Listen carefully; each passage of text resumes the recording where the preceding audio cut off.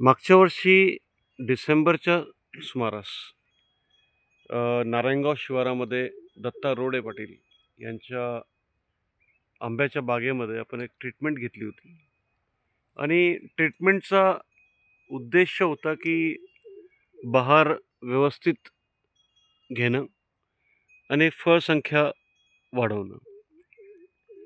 आज मार्च महिन्याच्या शेवटच्या आठवड्यामध्ये आपण त्यांच्या बागेमध्ये बघायला आलो आहे की आपला रिझल्ट कसा राहिला आहे.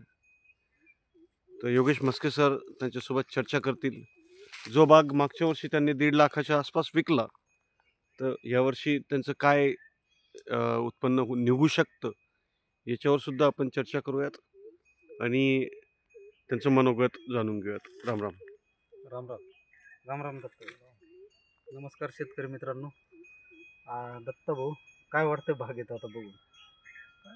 चांगली का? फूट वगैरे व्यवस्थित आहे? हा, चांगली. मागच्या वर्षीपेक्षा हो, फक्त हे 2 फूट झाले. डबल फूट झाले. आता फळसंख्या कशी वाटते बागा? फळसंख्या चांगली चांगली आहे ना? आता मागच्या वर्षी आपण कसं विकलं होतं? काय किती आपल्याला उत्पन्न किती झालं? किती झाडं होते? 1.35 ला किती झाड आहेत तुमचे सगळे? हे झाडं किती होते? 80-85 झाड. 80 झाडामध्ये 1,35,000. आता यावर्षी काय अपेक्षा आहे आपली अपेक्षा आहे 4-4.5 पर्यंत यावर्षी?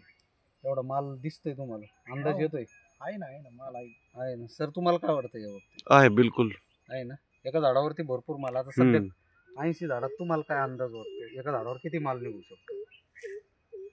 त्या झाडाला तुम्ही 100. कारण काय बरं का, शेतकरी मित्रांनो, कॅमेऱ्यामध्ये पूर्ण फळ दिसत नाही आपल्याला. झाडाची हाईट जास्त असल्यामुळं आणि जे पानामध्ये दबलेले फळं आहे, जे आता तरी अंदाजे 150-200 किलो एका झाडावर फळ दिसतोय. म्हणजे आपल्याला 8-2-16 म्हणजे 14-15 टनापर्यंत आपल्या बागेत माल भरायला पाहिजे, आहे की नाही?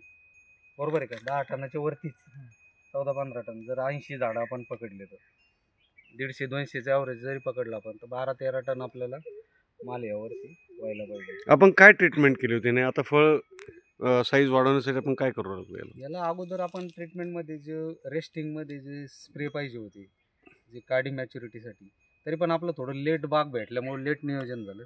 यावर्षी आपण वाळेल काडी काढू शकलो नाही. आतमध्ये जी मशागत व्हायला पाहिजे ती झाली नाही आपल्याला.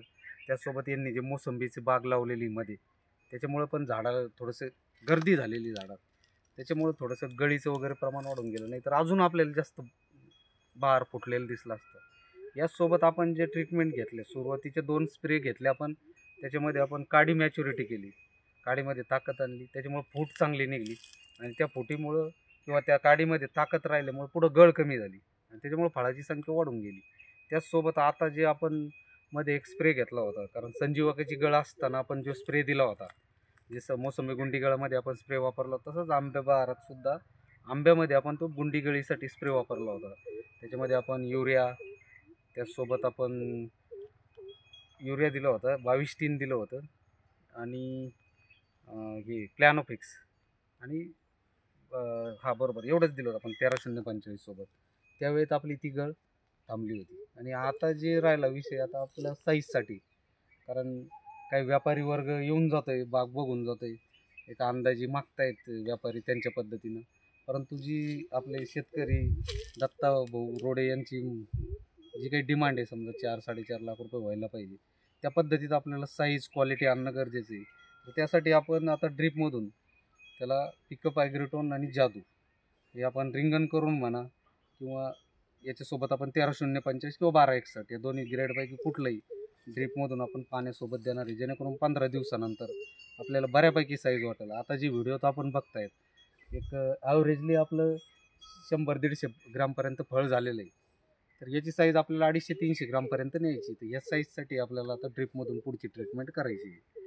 तर ते आपण 1-2-3 दिवसामध्ये ड्रीपमधून आपलं जे पाणी, ड्रीपमधून म्हणा किंवा जे फ्लडनं पाणी राहील, मोकळ्या पाण्यानंतर सोडून. आणि याचसोबत ही बाग डेव्हलपमेंट करण्यासाठी आपल्याला जी स्लरी करायची, पुढच्या प्रत्येक महिन्याला स्लरी ठेवायची, त्याचं नियोजन आपण दत्त भाऊला देणार आहे. स्लरीची जादू पण आपण बघूयात पुढे कशी असते. स्लरीची जादू आपल्याला पुढच्या वर्षी आपल्या बागेत दिसेल.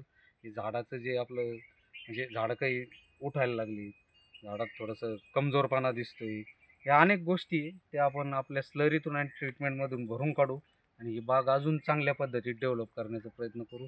आणि जे उत्पन्न आता आहे समजा हे 4-4.5 लाखाचं, पुढच्या वर्षी आपण ते 6-7 लाखापर्यंत डबल कसं जाईल याच्यासाठी पूर्ण वर्ष मेहनत करू. कारण पुढच्या वर्षी आपल्यासोबत हा बाग रेस्टिंग तर सोडाच, पण हार्वेस्टिंगपासूनच सुरुवातीला आपल्यासोबत राहील. हार्वेस्टिंग झाल्यानंतर मग आपण जास्त कामं करू शकतो. चल, धन्यवाद दत्ता साहेब.